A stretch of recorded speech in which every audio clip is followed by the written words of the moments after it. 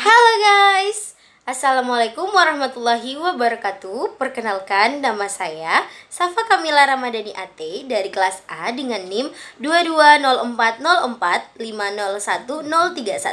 Kali ini saya akan menjelaskan tentang komunikasi daring.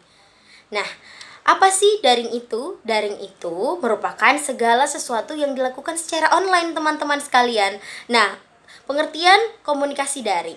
Komunikasi daring adalah cara berkomunikasi di mana penyampaian dan penerimaan jasa pesan dilakukan dengan atau melalui jaringan internet.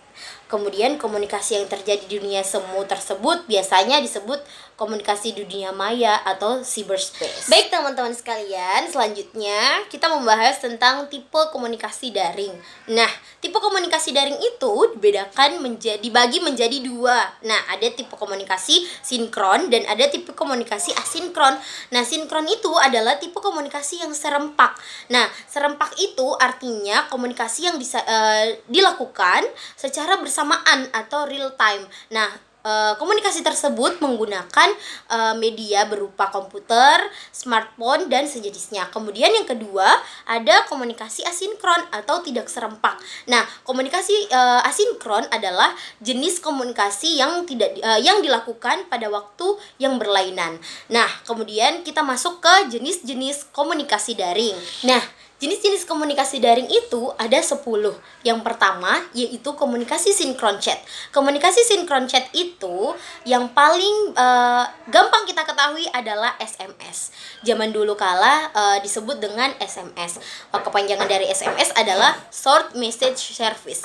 Nah, kini kita bisa menggunakan berbicara atau melalui chatting dengan platform yang menyediakan jasa komunikasi obrolan yang biasa kita gunakan di smartphone ataupun komputer. Nah, beberapa jenis aplikasi yang umum yang dapat kita gunakan yaitu ada WhatsApp, kemudian Line, kemudian WeChat, juga Instagram, Telegram, dan lain sebagainya. Yang kedua, ada komunikasi synchron call. Nah, synchron call kita berkomunikasi dengan cara melalui telepon.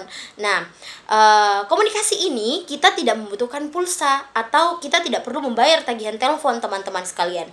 Jadi yang kita butuhkan adalah kuota internet atau jaringan internet seperti wifi dan sebagainya. Kemudian yang selanjutnya adalah komunikasi sinkron video call.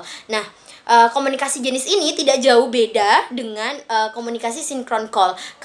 Tetapi yang membedakan adalah ketika video call kita dapat melihat wajah yang kita ajak untuk berkomunikasi atau lawan bicara kita melalui layar komputer ataupun smartphone seperti itu. Kemudian yang selanjutnya adalah komunikasi asinkron video. Nah, meski sama-sama memakai video, tapi jenis ini berbeda dengan komunikasi sinkron video call. Pada komunikasi asinkron video, kita hanya bisa berbagi rekaman video pada lawan bicara saja. Jadi, kita tidak bisa melihat secara langsung keadaan orang tersebut seperti itu. Kemudian yang kelima ada komunikasi asinkron chat.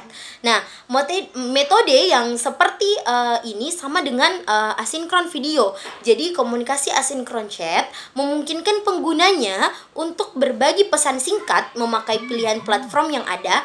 Hanya saja jenis komunikasi yang terjalin adalah komunikasi yang tertunda. Seperti itu, teman-teman. Nah, kemudian yang keenam itu ada komunikasi jaringan kerja. Nah, komunikasi jaringan kerja bersifat pribadi dan tentunya berkaitan dengan urusan pekerjaan. Namanya saja jaringan kerja ya, teman-teman. Biasanya sebuah perusahaan mempunyai alat komunikasi sendiri yang hanya bisa digunakan oleh para pegawai perusahaan tersebut seperti email atau platform khusus. Kemudian yang selanjutnya itu ada komunikasi kelompok. Nah, komunikasi kelompok dilakukan secara berkelompok dan atau grup yang terdapat beberapa orang di dalamnya. Biasanya jenis komunikasi ini terbentuk dalam platform komunikasi kelompok, memudahkan dalam menyebarkan informasi yang dikhususkan untuk sebuah kelompok sehingga langsung diterima oleh orang-orang yang tergabung di dalamnya. Kemudian yang selanjutnya adalah komunikasi formal. Sesuai dengan namanya, jenis komunikasi daring ini dilakukan saat acara formal atau resmi. Tujuannya adalah untuk menyampaikan informasi yang berkaitan dengan sebuah kepentingan. Kemudian ada beberapa cara untuk melakukan komunikasi formal, yaitu video conference, surat perintah, atau komunikasi pada sebuah rapat. Kemudian yang selanjutnya adalah komunikasi non formal. Jenis komunikasi non formal terjadi di acara resmi maupun tidak resmi. Saat dilakukan di acara resmi, jenis komunikasi ini lebih kepada bersifat pribadi. Nah, kemudian yang terakhir ada komunikasi informal. Nah, berkebalikan nih dengan jenis komunikasi formal. Nah, jenis komunikasi informal bertujuan untuk menjaga hubungan sosial, pesan atau obrolan yang tidak direncanakan sama sekali. Nah, itulah tadi teman-teman ada yang saya jelaskan, yaitu ada pengertian komunikasi daring, kemudian ada tipenya dan juga jenis-jenis komunikasi daring. Semoga ilmu yang saya sharing pada kesempatan kali ini dapat bermanfaat untuk kita semuanya. Demikianlah informasi mengenai komunikasi daring. Terima kasih atas kesempatannya. Wassalamualaikum warahmatullahi wabarakatuh.